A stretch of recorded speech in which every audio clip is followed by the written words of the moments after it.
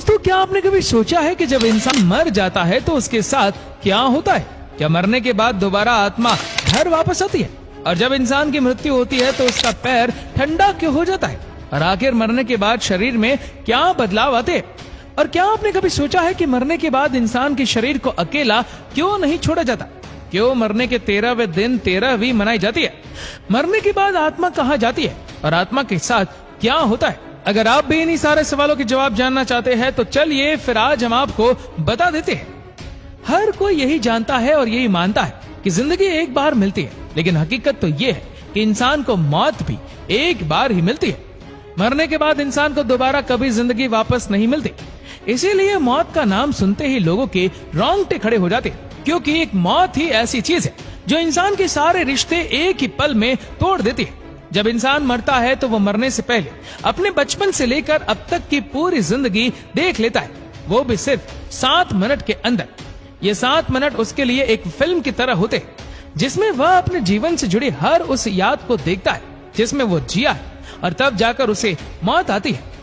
ये बात हकीकत है। साइंटिस्ट ने भी इस बात का दावा किया है कि मरने से पहले इंसान को ये सब एक सपने के रूप में दिखाई देता है। ये देख इंसान को ऐसा लगता है जैसे वो अपनी पिछली जिंदगी में वापस पहुंच गया है। ये सब सोचने के बाद उसका दिमाग एकदम बंद हो जाता है, जिसके बाद दिमाग में कोई हलचल, कुछ सोचने समझने की शक्ति नहीं रहती, और फिर इंसान की मौत हो जाती है। आपने देखा होगा कि मरने के बाद इंसान के पैर एकदम बर्फ जैसे ठंडे हो जाते, धीरे धीरे उसका शरीर भी निढाल हो जाता है। ऐसा क्यों? दोस्तों, ऐसा इसलिए होता है क्योंकि मौत के कुछ वक्त पहले इंसान के शरीर में हरकत होना शुरू हो जाती है। इंसान को एहसास हो जाता है कि अब उसका जीवन यही खत्म होने वाला है, और इसीलिए उसका धरती से कनेक्शन यानी अर्थ सोल चक्र कनेक्शन टूट जाता है, और उसका धरती से कोई भी कनेक्शन नहीं रहता। इसी वजह से मरने के बाद इंसान के पैर ठंडे पड़ जाते हैं, और यही वजह है कि मरने के बाद आत्माएं जमीन पर ना रहकर हवा में उड़ने लगती है। जब इंसान मरता है तो उसकी आत्मा पैरों से बाहर निकलना शुरू हो जाती है, और आखिर में मुंह से होते हुए शरीर से बाहर निकल जाती है। ऐसा कहा जाता है कि जिसके कर्म जैसे होते हैं वैसे ही उसकी आत्मा निकलती है। यानी अगर कोई इंसान अच्छा है तो उसकी आत्मा बड़ी ही आसानी से बिना तकलीफ के शरीर को छोड़ देती है। वहीं अगर कोई बुरा इंसान है तो लोगों के साथ बुरा करता है तो उसकी आत्मा बड़ी ही तकलीफों का सामना करके निकलती है, और उसके शरीर को भी बड़ी मुश्किलात का सामना करना पड़ता है। इसीलिए आपने देखा होगा कि बहुत से लोग मरने से पहले बहुत ज्यादा बेचैन और परेशान हो जाते हैं। उनके चेहरे का रंग भी एकदम पीला सा पड़ जाता है। ये सब आत्मा के निकलने की वजह से होता है।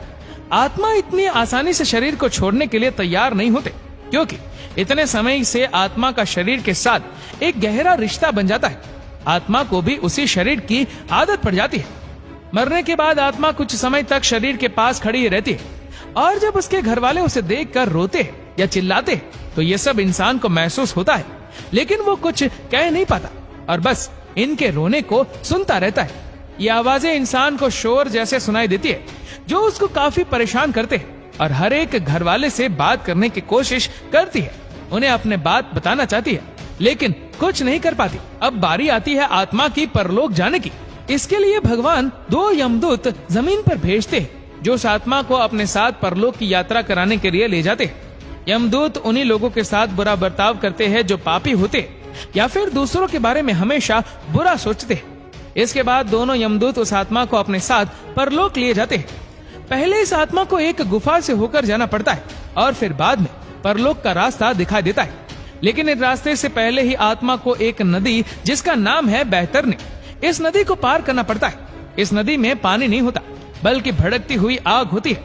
यहाँ पे इंसान के कर्मों का हिसाब होता है। जैसे जो कर्म करता है वैसे ही उसके साथ होता है। इसके बाद आत्मा को परलोक लाया जाता है, जहाँ यमराज उसका हिसाब करते हैं और चित्रगुप्त से उस इंसान के किए हुए कर्मों का सारा हिसाब मांगते हैं। चित्रगुप्त के पास हर एक इंसान का सारा लेखा जोखा होता है, जिन्हें वो यमराज के सामने रख देते हैं। अब यहाँ भी इंसान के कर्म ही उसका साथ देते हैं। अगर कर्म अच्छे होते हैं तो वो एक भला इंसान होता है, तो उसे स्वर्ग में भेज दिया जाता है। लेकिन अगर वो एक बुरा इंसान है जिसने धरती पर बहुत से पाप किए, तो उसे नरक में फेंक दिया जाता है। नरक भी 36 तरह का होता है। ऐसे ही कुछ समय पहले एक आदमी मर गया था और उसे 2 यमदूत उठाकर अपने साथ ले गए। इस शख्स ने बताया कि जब मेरे अंदर से आत्मा को खींचा गया तो ऐसा लग रहा था जैसे किसी मुलायम कपड़ों को कांटों पर से खींचा गया हो। मुझे बहुत तकलीफ हो रही थी। उसके बाद मुझे परलोक ले जाया गया। वहाँ रास्ते में एक नदी पड़ी जिसमें आग और बहुत सारे कीड़े मकोड़े थे। मुझे उस नदी को पार करने के लिए कहा गया। अगर मैं उसे पार ना करता तो यमदूत मुझे मारने लगते।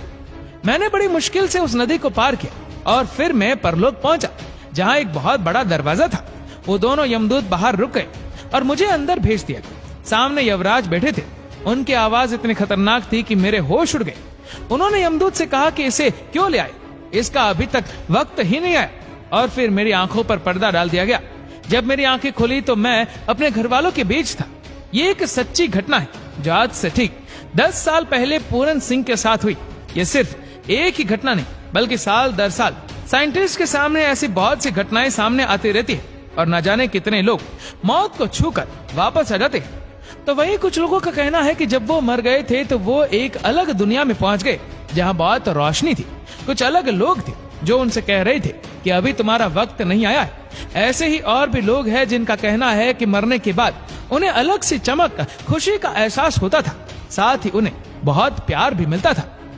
गरुड़ पुराण के अनुसार ऐसा माना जाता है कि अगर डेड बॉडी को अकेला छोड़ा जाता है तो उस पर दूसरी बाहरी शक्तियां का नकारात्मक ऊर्जाओं का वास हो जाता है, यानी भूत प्रेत उस आत्मा पर कब्जा कर लेते हैं और पूरी तरह से आत्मा उनके वश में हो जाती है।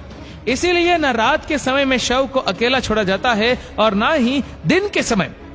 अब बात करते हैं 13वीं तक पिंड दान क्यों नहीं किया जाता, इससे आत्मा को क्या फायदा होता है। ऐसा कहा जाता है कि जब यमदूत आत्मा को दोबारा उसके घर वालों के पास छोड़ने जाते हैं तो आत्मा बहुत ज्यादा कमजोर हो जाती है, क्योंकि वो बहुत कुछ जेल कराई होती है और उसके अंदर इतना दम और ताकत नहीं रहता कि वह दोबारा परलोक जा सके।